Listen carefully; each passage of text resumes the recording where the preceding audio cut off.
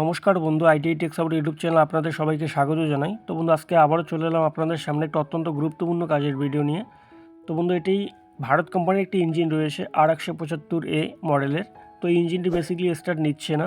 তো ভিডিওটা কিন্তু একদমই স্কিপ করবেন না, যদি স্কিপ করেন তাহলে কিন্তু এই ভিডিও থেকে অনেক কিছু মিস করবেন। তো ফার্স্ট বন্ধু, এই ইঞ্জিনটা কিন্তু স্টার্ট নিচ্ছে না। তো এই ইঞ্জিনটার আমরা ফার্স্ট কম্প্রেসার লাইন চেক করলাম। তো ভিতরে কিন্তু এটার কোনো রকম সমস্যা নেই, যেমন সিয়ার bearing, connecting bush, piston ring, everything কিন্তু কমপ্লিট রয়েছে, কোথাও সমস্যা নেই এটার মধ্যে। আমি কিন্তু ফ্লাইহুইল ঘুরিয়ে চেক করে দেখে নিয়েছি। তো এবার বন্ধু, সমস্যা রয়েছে এটার ফুয়েল লাইনের মধ্যে। এবং ফাইনালি বন্ধু, আমরা ব্যাক কভার খুলে নিয়েছি। এবার মোবিল পাম্প চেক করব। তো মোবিল পাম্প কিন্তু পারফেক্ট রয়েছে, কোথাও সমস্যা নেই। তো এবার নেক্সট বন্ধু, এখানে একটা প্রবলেম দেখুন, যে গভর্নরের র্যাক এতটা পরিমাণ ছেড়ে দিয়েছে এই জায়গাটার মধ্যে, যে এতটা পরিমাণ ঠেকিয়ে দিয়েছেন। দেখুন, যতটা পরিমাণ প্লাঞ্জারের র্যাক আসে প্রায় ততটা পরিমাণেই উনি কিন্তু ঠেকিয়ে দিয়েছেন। তো জাস্ট বন্ধু, আমরা এটাকে আগে খুলে নেব। তো প্রবলেম কিন্তু এখানে একটা খুঁজে পেলাম। এবার দ্বিতীয়ত বন্ধু, দেখি কোথায় কি প্রবলেম করেছে।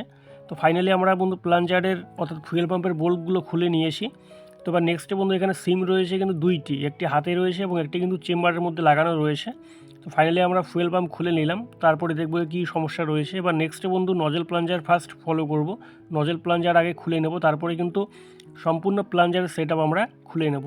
তো বন্ধু, গভর্নরের র্যাক দেখুন, বাধাটা কিন্তু একজন মেকানিকের অত্যন্ত গুরুত্বপূর্ণ কাজ। যদি এই জায়গাটা অল্প একটু পরিমাণ, যদি আপনাকে বলি যে 1 mm 2 mm পরিমাণ গণ্ডগোল হয় বা প্রবলেম হয়, তাহলে কিন্তু আপনি দেখবেন ইঞ্জিনে 100% সমস্যা চলে আসবে। তারপরেও যে এই ইঞ্জিন কী করে চলেছে, তো সেটা উনিই বুঝুক। তো ফাইনালি বন্ধু, আমরা একটা নজেল বডি খুলে নিয়েছি। তো এবার পাম্পগুলোকে আমরা চেক করবো, অর্থাৎ নজেল, ডেলিভারি ভালভ এবং এলিমেন্ট প্লাঞ্জার, এগুলোকে চেক করে দেখবো যে কোথায় কী সমস্যা রয়েছে। তো যেহেতু একটা প্রবলেম খুঁজে পেয়েছি, তো ভিতরে যে উনি প্রবলেম করেনি এমন কোনো ব্যাপার নেই। তো ফার্স্টটাকে আমরা ফুয়েল পাম্প খুলে নেব। এবং বন্ধু, চ্যানেলে যদি নতুন হয়ে থাকেন অবশ্যই চ্যানেলটি সাবস্ক্রাইব করবেন, এবং ভিডিওটি যদি ভালো লাগে থাকে অবশ্যই ভিডিওটিতে লাইক করবেন। তো ফাইনালি বন্ধু, আমরা একটা রোলার খুলে নিয়েছি। রোলার ক্যাচার দেখুন খুব সুন্দর রয়েছে, কোথাও প্রবলেম নেই, যেহেতু ইঞ্জিনটার বয়স বেশিকটা গিয়ে দাঁড়ায়নি। এবার নেক্সটে বন্ধু, আমরা এটার রোলার ট্যাপিটটাকে বাইরে বের করে নেব। বের করে নিয়ে দেখবো যে পিনটা কী সেটিং করেছেন। তো এই জায়গায় বন্ধু একটা খেলা দেখুন, অনেক মেকানিক রয়েছেন, আপনাদের প্রপার সেটিং কিন্তু শেখাচ্ছেন না। দেখতে পেলেন কোন দিকে সেটিং করেছে ইনি, যার জন্য গভর্নর র্যাক এতটা ছেড়ে দিয়েছে, তারপরে কিন্তু ইঞ্জিন চলেছে। উল্টো পাল্টা সেটিং ভাই, কী বলবো বন্ধু আপনাদের। এই জায়গাটায় অনেক মেকানিক, মোটামুটি 50% মেকানিক এই জায়গায় প্রবলেম করে যে উল্টো দিকে লাগিয়ে দেয়। উল্টো দিকে লাগিয়ে দিলে যে ইঞ্জিন চলে না, চলে অবশ্যই চলে, কিন্তু বন্ধু কাজ শিখতে হলে প্রপারভাবে শিখতে হবে। আমি বারবার আপনাদের সাজেস্ট করব, যদি আপনাদের কাজ শিখতে হয় তাহলে প্রপারভাবে শিখুন।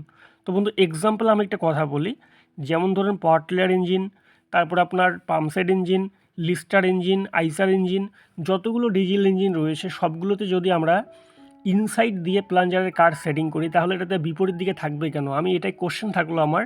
তো অনেক মেকানিক আমাকে বলেছেন যে ভাই উল্টো দিকে লাগিয়েও দিলেও হয়, কিন্তু হয় ঠিক। তাহলে আমার কোশ্চেন এই জায়গাটায় বন্ধু, এতগুলো ডিজেল ইঞ্জিনের মধ্যে আমরা ইনসাইডে সেটিং করি, তাহলে এটার মধ্যে উল্টো দিকে থাকবে কেন? তাহলে এটা কী করে প্রপার সেটিং হলো বলুন? তো বন্ধু, এটাই কিন্তু আমার কোশ্চেন থাকলো। অনেক বন্ধু বলেছেন, তো আমি এই পয়েন্টটা নিয়েই কিন্তু একটা ভিডিও আজকে বানালাম আপনাদের সামনে, যে আমি কিন্তু যে কোনো ডিজেল ইঞ্জিনে টেকনোলজি যেটা এক্সপেরিমেন্ট করেছে আমি সেটা আপনাদের সামনে প্রদান করি। তো এটা কিন্তু উল্টো সেটিং, ঠিক আছে বন্ধু, এটা মাথায় রাখবেন, এটা কিন্তু উল্টো সেটিং। এবার এর আগে আমি প্লাঞ্জারের ভিডিও সেটিং করার মোটামুটি কয়েকটা ভিডিও দিয়েছি, সেটার মধ্যে কমেন্ট করেছেন যে আমারটা নাকি উল্টো। তো ভাই, টেকনোলজি যেটা এক্সপেরিমেন্ট করেছে আপনারা সেটা নিয়ে কাজ শিখুন, আপনাদের ভবিষ্যতে কাজে দেবে এবং কখনো ব্যর্থতা আসবে না কাজের মধ্যে। তো ফাইনালি বন্ধু, আমরা একটা প্লাঞ্জার বের করে নিয়েছি, এবং এটা স্যান্ডাং কোম্পানি রয়েছে, 117 মডেলের। দেখুন সম্পূর্ণরূপে কিন্তু কেটে গিয়েছে, এবং এই এলিমেন্ট প্লাঞ্জারের জন্যই কিন্তু বন্ধু ইঞ্জিনের এই কন্ডিশন গিয়ে দাঁড়িয়েছে। অ্যাকচুয়ালি এলিমেন্ট প্লাঞ্জার যদি খারাপ হয়ে যায় তাহলে কিন্তু ইঞ্জিনের মেইন দুর্দশা শুরু হয়ে যায়, স্টার্টিং সমস্যা, তারপরে আপ ডাউন, স্টার্ট নেয় না, এরকম সমস্যা। তো এলিমেন্ট প্লাঞ্জার যদি সঠিক সাপ্লাই করতে না পারে তেলকে, তাহলে কিন্তু এরকম পরিস্থিতি আসবেই।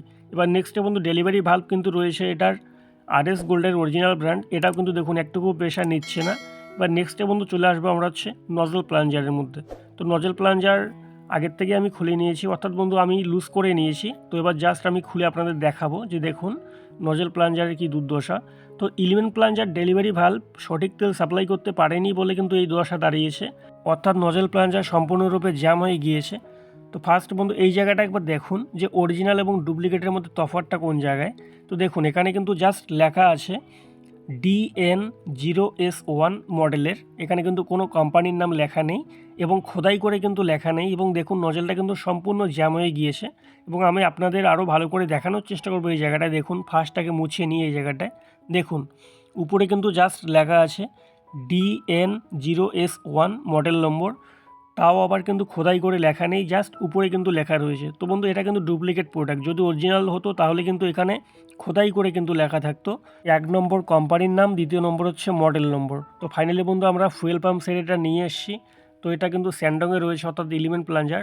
তারপরে নেক্সটে রয়েছে নজেল প্লাঞ্জার, এটা কিন্তু RS গোল্ডে রয়েছে, সুন্দর রয়েছে, একদম অরিজিনাল ব্র্যান্ড রয়েছে। তো জাস্ট আমি বাইরের থেকে একবার দেখে নেব। এবং নেক্সটে বন্ধু ডেলিভারি ভাল্ব, এটা কিন্তু RS গোল্ড কোম্পানি রয়েছে।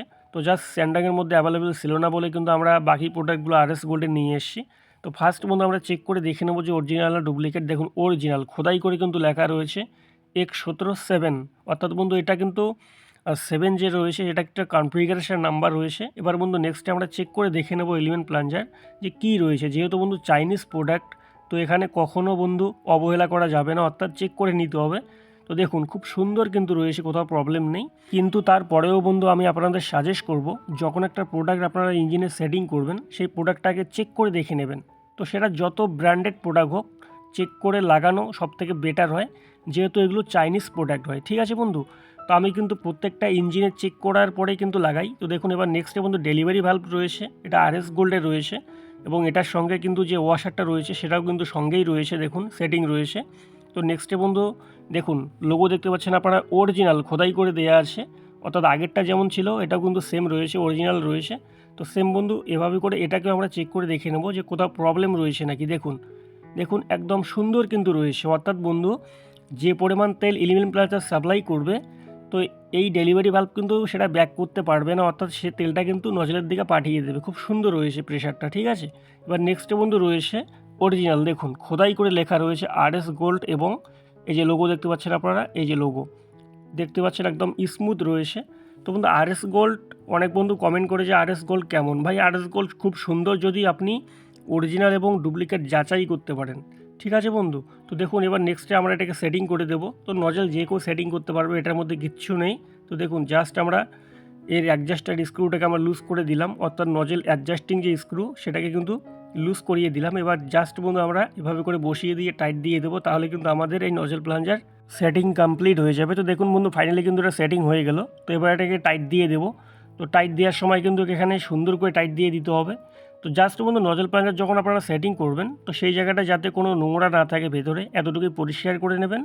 তো জাস্ট এতটুকুই দেখার পরে সেটিং করবেন, আদারওয়াইজ কোনো কিছু ব্যাপার নেই। তো এবার নেক্সটে বন্ধু চলে আসবো আমরা হচ্ছে এলিমেন্টের মধ্যে।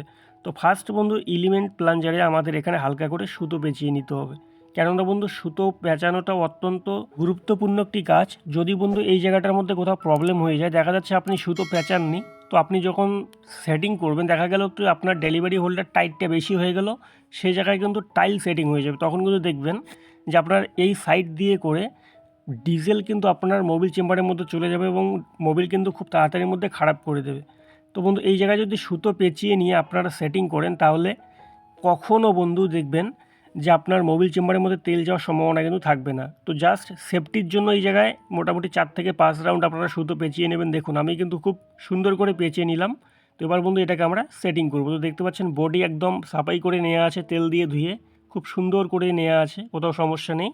এবার নেক্সটে বন্ধু হালকা এখানে আগে তেলে ভিজিয়ে নেব প্লাঞ্জারটা, অর্থাৎ এলিমেন্ট প্লাঞ্জারটা। এবার দেখুন এই হচ্ছে এটার অ্যাডজাস্টিং স্ক্রুর কাট দেখতে পাচ্ছেন এলিমেন্টের। তো সোজা বরাবর আমরা রেখে দেবো এবং প্রেস করব, অর্থাৎ বন্ধু প্রেশার দিলেই কিন্তু এটা ভিতরে সেটিং হয়ে যাবে। দেখুন খুব সুন্দর করে কিন্তু সেটিং হয়ে গেলো, কোথাও প্রবলেম নেই। এবং দেখতে পাচ্ছেন খুব সুন্দর করে বসে গেল, এবং যে কাটিং সাইডটা রয়েছে সেটা কিন্তু এই স্ক্রুর দিকে কিন্তু চলে আসলো। এবার নেক্সটে বন্ধু আমরা এখানে এই অ্যাডজাস্টিং স্ক্রুটাকে লাগিয়ে সম্পূর্ণরূপে এটাকে টাইট করে দিয়ে দেবো। তো বন্ধু দেখুন এলিমেন্ট যখন সেটিং করবেন এই জায়গাটায় দেখবেন যে আমাদের এই অ্যাডজাস্টিং স্ক্রুটা টাইট করার পরে যে আমাদের প্লাঞ্জার সঠিক প্লে আসছে কি না, অর্থাৎ ভিতরে কিন্তু একটু এলিমেন্ট প্লাঞ্জার লুজ রাখতেই হবে। যদি বন্ধু এই জায়গাটায় টাইট গিয়ে দাঁড়ায়, দেখুন সুন্দর কিন্তু প্লেটটা এই জায়গার মধ্যে দেখা যাচ্ছে। আমি কিন্তু সম্পূর্ণ অ্যাডজাস্টিং স্ক্রু টাইট দিয়ে নিয়েছি। যদি বন্ধু এই জায়গাটার মধ্যে টাইট গিয়ে দাঁড়ায়, তাহলে কিন্তু অ্যাডজাস্টিং স্ক্রুর মধ্যে হালকা সুতো পেঁচিয়ে নিতে হবে। যদি না দেন সুতো, তাহলে কিন্তু বন্ধু এই জায়গাটা টাইল সেটিং হয়ে যাবে। তখন কিন্তু আপনি দেখবেন যে আপনার ইঞ্জিনে মিস ফায়ার চলে আসবে, এবং মোবিল চেম্বারের মধ্যে তেল যাওয়ার একটা সম্ভাবনা থাকবে। তো ফাইনালি বন্ধু আমরা এটা ডেলিভারি হোল্ডার লাগিয়ে দিলাম, অর্থাৎ ডিবি হোল্ডার বসিয়ে দিয়ে ডেলিভারি হোল্ডার এখন টাইট দিয়ে নেব। যতটা পরিমাণ হাতে টাইট দেওয়া যায় ততটা পরিমাণ কিন্তু এই জায়গার মধ্যে টাইট দিয়ে নেব। তো দেখুন এভাবে করে টাইট দিয়ে নিয়ে নেক্সটে বন্ধু আমরা চলে আসবো এটার অপোজিট সাইডে। তো জাস্ট বন্ধু এই জায়গায় একটা পয়েন্ট রয়েছে, এই পয়েন্টটা আপনারা ফলো করবেন, আদারওয়াইজ কোথাও ফলো করার দরকার নেই। এবং ফলো করবেন যে ওয়াশারটা সঠিক রয়েছে কিনা ডেলিভারি হোল্ডারের। তো ফাইনালি বন্ধু নেক্সটে এবার আমরা এটার কন্ট্রোলার র্যাকটাকে বসিয়ে দিলাম। এবার কন্ট্রোলার গিয়ারটাকে আমরা বসিয়ে দেবো। দেখুন এইভাবে করে আঙ্গুলে বসিয়ে নিয়ে সোজা অ্যাডজাস্টিং স্ক্রুর দিকে কাটটা রাখতে হবে। দেখুন অর্থাৎ পাওয়ার টিলার ইঞ্জিনের থেকে কিন্তু এটা উল্টো দিকে রাখতে হবে, ঠিক আছে।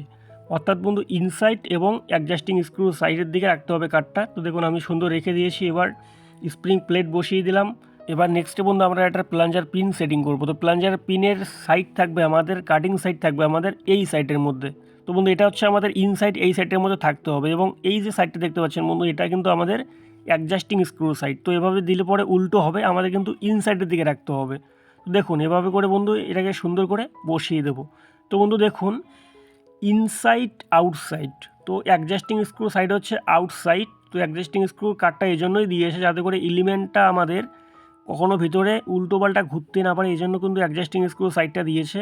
এবং ইনসাইডের দিকে যে কোনো ডিজেল ইঞ্জিনে বন্ধু যখন ফুয়েল পাম্প সেটিং করবেন ইনসাইডের দিকে আমাদের কাট রাখতে হবে। তা না হলে যদি উল্টো দিকে করেন তাহলে যে কখন ইঞ্জিন ডাইরেক্ট হয়ে যাবে আপনি কিন্তু সেরে পালাতে দিশে পাবেন না, এরকম একটা পরিস্থিতি গিয়ে দাঁড়াবে। তো ফাইনালি বন্ধু যে কোনো ডিজেল ইঞ্জিন আমি আপনাদের সাজেস্ট করব, যতগুলো ডিজেল ইঞ্জিন রয়েছে সবগুলো ইঞ্জিনের মধ্যে ফুয়েল পাম্প সেটিং কিন্তু একই ট্রিক্স রয়েছে, আলাদা কোনো ট্রিক্স না। তো অনেক মেকানিক ভুলভাল করে এভাবে সেটিং করে দেয়, তো এটা কিন্তু ভুল ট্রিক্স। তো ফাইনালি বন্ধু আমাদের প্লাঞ্জার সেটিং কমপ্লিট হয়ে গেলো। এবার আমরা প্রেশার চেক করব। দেখুন ফার্স্ট এই অবধি বাড়িয়ে দিয়ে আমরা চেক করব। দেখুন এই অবধি কিন্তু আমাদের প্রেশার নিচ্ছে, যখন একটু কমিয়ে দিচ্ছি তখন কিন্তু প্রেশার কমে যাচ্ছে। এবার নেক্সটে বন্ধু আমরা সমান রেখে দেবো এটাকে। দেখুন এই যে সমান রেখে দিলাম, এখানে কিন্তু হালকা প্রেশার নিচ্ছে। যখনই আবার এদিকে দিয়েছি তখনই কিন্তু তেল বন্ধ হয়ে যাচ্ছে, অর্থাৎ কোনো প্রকার কিন্তু প্রেশার নিচ্ছে না। অর্থাৎ বন্ধু আমাদের এলিমেন্ট কিন্তু প্রেশার নিচ্ছে লাস্ট এই অবধি। তো এই অবধি কিন্তু আমাদের বন্ধু গভর্নর র্যাক সেটিং করা যাবে। যদি এর বাইরে আমরা সেটিং করে দিই তাহলে কিন্তু প্রবলেম চলে আসবে ইঞ্জিনের মধ্যে। তো নেক্সটে বন্ধু এখানে আমরা সিম একটা লাগানো রয়েছে চেম্বারের মধ্যে, নেক্সট আর একটা সিম রয়েছে, এই সিমটা লাগিয়ে আমরা এখানে সুন্দর করে এটাকে বসিয়ে দেবো। এবং বন্ধু এই জায়গাটায় সিম আপনারা অ্যাডজাস্ট করবেন যে অ্যাডভান্স এবং রিটায়ার্ডের জন্য। যদি বন্ধু আপনাদের ইঞ্জিনে যে টিডিসির আগে আপনাদের তেল দেয় তাহলে কিন্তু বন্ধু এই জায়গাটায় আপনারা অ্যাড করবেন সিম। আর যদি বন্ধু আপনাদের রিটায়ার্ড অর্থাৎ বন্ধু টিডিসির পরে তেল দেয় তাহলে কিন্তু এই জায়গা থেকে আপনারা মাইনাস করবেন। এতটুকুই পয়েন্ট রয়েছে। এবার নেক্সট বন্ধু আমরা এটার গভর্নর সেটিং করব, অর্থাৎ গভর্নর একটাকে আমরা সুন্দর করে সেটিং করব। উনি তো অনেকটা বাড়িয়ে দিয়েছিলেন, আমরা কিন্তু অনেকটা কমিয়ে দিলাম। তো দেখুন এই অবধি মোটামুটি যে পরিমাণ আমাদের এলিমেন্ট প্লাঞ্জার তেল সাপ্লাই করছিল তার থেকে আমরা 2 mm ডাউনে রেখে সেটিং করবো। দেখুন বন্ধু খুব সুন্দর কিন্তু এই জায়গাটার মধ্যে সেটিং হয়ে গেল। তো দেখুন এবার নেক্সটে বন্ধু আমরা হালকা টাইট দিয়ে এটাকে সম্পূর্ণ টাইট দিয়ে দেবো, তাতে করে কিন্তু আমাদের এলিমেন্ট প্লাঞ্জার অর্থাৎ একদম গভর্নর র্যাক থেকে শুরু করে এভরিথিং আমাদের খুব সুন্দর সেটিং হয়ে যাবে। দেখুন এতটুকু বেরোচ্ছে অর্থাৎ পারফেক্ট। তো এখন বন্ধু আমরা এটাকে সম্পূর্ণ টাইট দিয়ে দেবো, ঠিক আছে। আমাদের কিন্তু এই সেটিংটা কমপ্লিট হয়ে গেল। এবং বন্ধু এই জায়গাটা সেটিং হচ্ছে, আমি সব যতগুলো ইঞ্জিন রিপেয়ার করেছি বা ফুয়েল পাম্প সেটিং করে দেখিয়েছি আপনাদের। তো বারবার বলেছি যতদূর পরিমাণ এলিমেন্ট প্লাঞ্জার তেল সাপ্লাই করবে তার থেকে আপনারা 2 থেকে 3 mm ডাউনে রেখে সেটিং করবেন, তাতে করে কিন্তু আপনাদের সেটিং খুব পারফেক্ট হবে এবং সুন্দর হবে। তো ফাইনালি বন্ধু আমরা গভর্নর র্যাক সেটিং করে নিলাম। এবার নেক্সট এটার কভারটাকে আমরা লাগিয়ে দেবো। তো যাই হোক ভিডিওটা অত্যন্ত শর্টকাটের মধ্যে আমি আপনাদের দেখানোর চেষ্টা করলাম, কেননা বন্ধু যদি সম্পূর্ণ দেখাতে যাই তাহলে অনেকটা লম্বা হয়ে যাবে ভিডিওটা। তো ফাইনালি বন্ধু দেখুন এবার কিন্তু তেল আমাদের চলে আসছে, দেখতে পাচ্ছেন আপনারা, এই যে তেল দেখুন চলে আসছে, প্রেশারও কিন্তু সঠিক রয়েছে।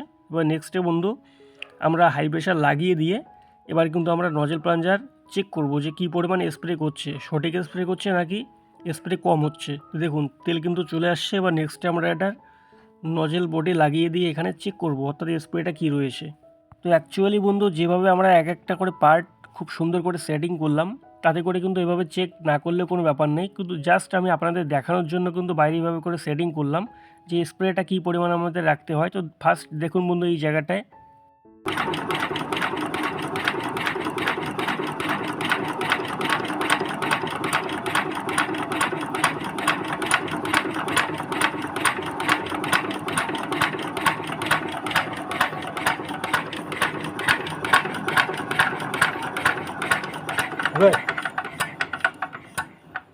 তো ফাইনালি বন্ধু আমরা নজলের স্প্রে এবং সাউন্ড সম্পূর্ণ সঠিক করে নিলাম। তো যে পরিমাণ আপনারা দেখতে পেলেন, তো এই পরিমাণ যে স্প্রে আমরা সঠিক করলাম, এখানে কিন্তু আমাদের লাস্ট অ্যাডজাস্ট আর করতে হবে না। ইঞ্জিন স্টার্ট করার পরে অ্যাডজাস্ট করার কোনো প্রয়োজন নেই। তো এই অ্যাডজাস্টটাই কিন্তু আমাদের একদম ফিক্স অ্যাডজাস্ট হয়ে যাবে, কেননা বন্ধু আমরা কিন্তু সাউন্ড থেকে শুরু করে এর স্প্রে সঠিক করে নিয়েছি। তো ফাইনালি বন্ধু আমরা এটা নজেল সেটিং করে দিয়েছি। এবার সম্পূর্ণ টাইট দিয়ে দেবো এটার বোল্টগুলো, সম্পূর্ণ টাইট দিয়ে এর হাই প্রেশার সম্পূর্ণ টাইট করে দিয়ে দেবো। তো ফাইনালি বন্ধু আমাদের সেটিং কিন্তু কমপ্লিট হয়ে গেল, কোথাও প্রবলেম নেই। এবার আমরা সম্পূর্ণ সেটিং করে দিয়ে দেবো বাকি যে ওভারফ্লো পাইপ রয়েছে। তো বন্ধু আজকে এই পর্যন্ত, ধন্যবাদ। সবাই ভালো থাকবেন, সুস্থ থাকবেন। ইঞ্জিনটা স্টার্ট করে দেখাবো, সাউন্ড শুনুন।